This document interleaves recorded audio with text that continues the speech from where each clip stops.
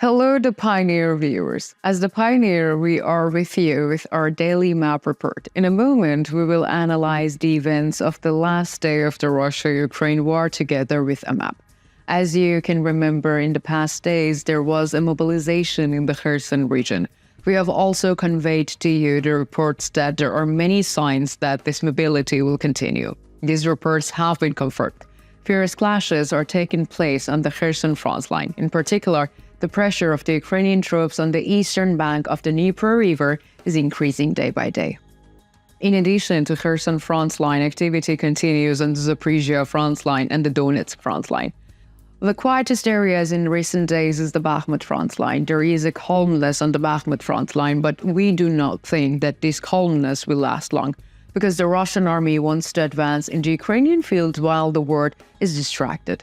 The defense lines of the Ukrainian troops are quite strong. So what is the latest situation on the front line? Let's analyze the developments together. Don't forget to subscribe to our channel and turn on notifications so not to miss the daily map reports and the reports on the agenda prepared by the Pioneer team. I would be also really appreciated if you support me and my team by using the super thanks button under our video. Let's start if you're ready. The Pioneer reports. Let's start by analyzing the developments on the Kherson front line. First, let's see the Kherson front line on the map. From a broad perspective, it is clear that the Kherson front line is the front line of the Ukrainian army in the Crimean Peninsula. The Kherson front line is critical for the Ukrainian army to reach the Crimean Peninsula.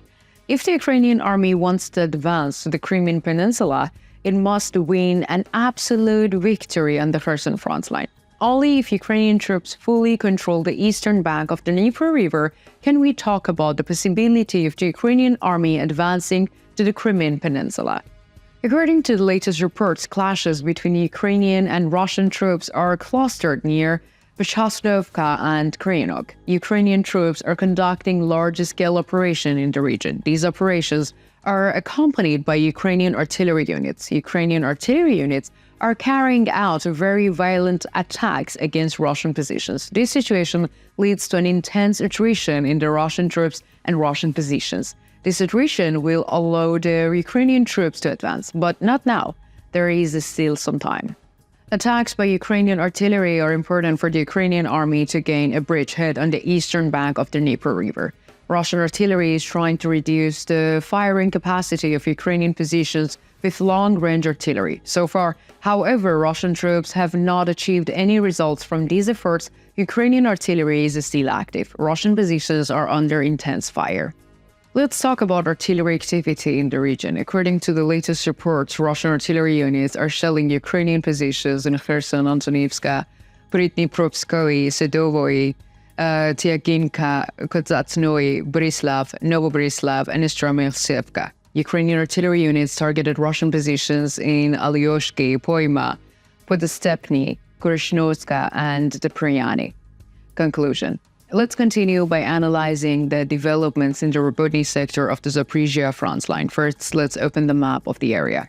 As you know, there were intense attacks by the Ukrainian army, especially in the direction of Kopany, Novoprokopivka, and Verbov. These attacks are still continuing. Ukrainian troops continue to attack in these areas, accompanied by artillery units.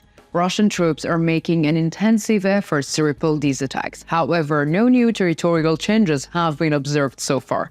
According to local sources, Russian positions near Verbov are quite worn out. It is quite possible that we will see a land change in this region in the coming days. Let's talk about artillery activity in the region. According to the latest reports, Russian artillery units targeted Ukrainian positions in the direction of Robotny, Novoprokopivka, and Malaya Tokmakcha.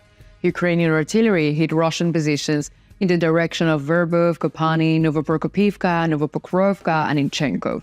Let us continue by analyzing the latest developments in the Vuhledar sector of the Zaporizhia front line. As you know, Russian troops suffered heavy losses in this area and lost Yorkhain and Stromyrs.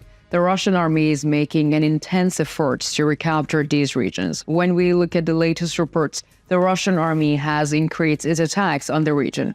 However, despite this, no results can be obtained. Ukrainian troops are highly specialized in repelling the sudden attacks of the Russian army. Russian troops in the region are forced to retreat with heavy losses. There's also another zone. This region has been active in recent days. There is a new offensive movement of the Russian troops in the Poltavka region. It is reported that the Russian troops have become active in the region for the first time.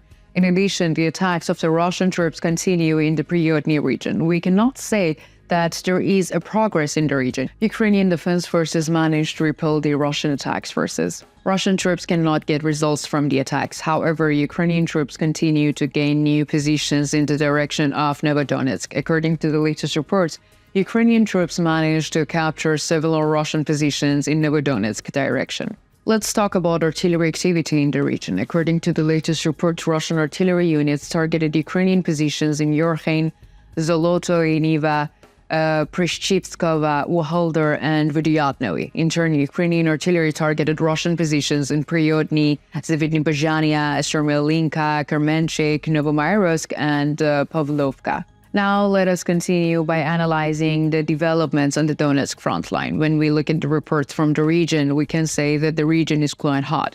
According to the latest report, Russian troops attacked in Novomikhailovka and Marinka with the support of artillery units.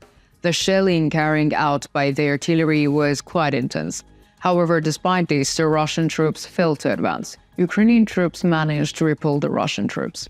The unexpected attacks here was the attacks of the Ukrainian army. Ukrainian troops unexpectedly attacked in the direction of Petske. Russian positions in the region are cornered, so reports from the region agree on this. We have already mentioned it before. The Ukrainian army first allows the Russian army to attack. After the Russian army attacks and suffers its main losses, Ukrainian troops mobilize and break through the Russian positions. The Ukrainian army has two main objectives here, so get behind the Russian forces in Vydyatnoy and to force them to transfer some of their troops from other active areas where they are on offensive with strong fire support. Let us assess the artillery activity in the area. According to the latest reports, Russian artillery units targeted Ukrainian positions in Pobeda, Krasnogoronovka, Nevelovskoy, and Severnoy, Latstochkin, Alexandropol, and New York. In turn, Ukrainian artillery units hit Russian positions in Donetsk and Krasnohorivka. What do you think? Do you think Russian troops will be able to advance on the Donetsk front line? Do you think Ukrainian troops will make new gains on the Kherson front line? How will this affect the fate of the war? What do you think about the decline in the activity in Bakhmut? Tell me in the comments. I read and care about all your comments.